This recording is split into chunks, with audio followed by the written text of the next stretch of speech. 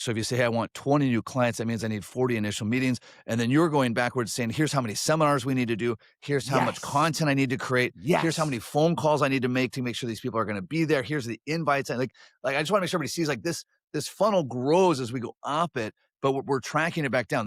So it starts with, I want to transform 20 lives, and I'm getting backwards until I get, here's what I need to do this week.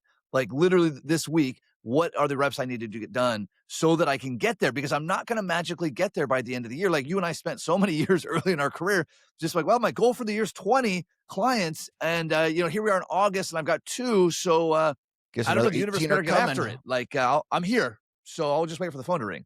Yeah, I got my CFP. People should be beating out my door. Don't they know how hard that test was?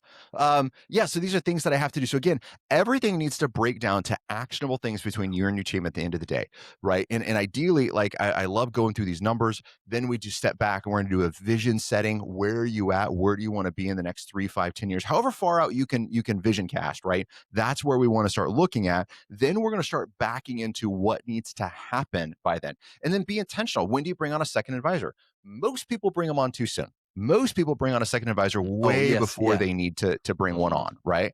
But why? Because you see other people doing it and you're like, oh, well, that's the mark of success. Therefore, I need to do it, right?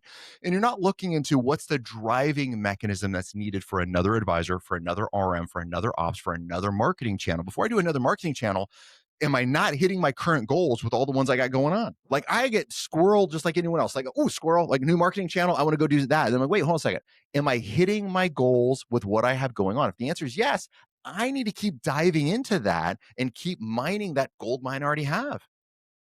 Yeah, I'm glad you brought on that second advisor or a junior advisor or a Gen 2 or whatever you want to call those. The trap we fall into there, same with new marketing channels, is we've convinced ourselves that we found an easy button.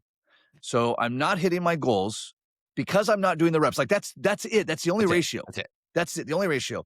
I'm not hitting my goals because I'm not doing the reps, which part of that reps is getting professional development. We'll talk about in a second. And so I think the easy button is X. I think the easy button is I'll hire an advisor, or I'll do this marketing channel, or I'll buy this thing. And again, if it feels like we're getting preachy here, like we're preaching to ourselves here, even to this day, Mike, you and I have to hold each other accountable here at TPR and be like, I come and say, Mike, you know what we need to do is we need to do this thing. And you're like, that's an awesome thing. Let's take a second to dissect it. We haven't been doing this. Are you talking about the chat message I got from you yesterday, or is that a different one? Oh, you didn't check your chats today, huh? Oh, okay. No, it's so true. It is, right? And Jarvis, I'm poking it with fun, right? Please, now, please. And again, I love these new ideas, and I'm not trying to shoot them down, but I don't want to get so excited about 72 different things we get nothing done.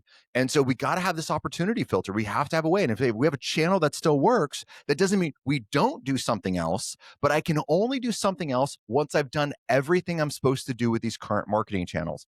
I can bring on new clients as long as I'm taking care of my current clients, right? So all of these things have to happen together. And where it happens is it's an order of operations.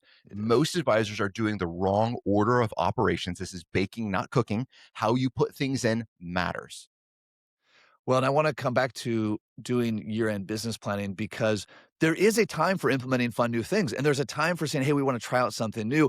And it's part of your annual business planning. It's not, hey, I got bored with my current business plan and I'm going to make a change. Like we can't change this midstream.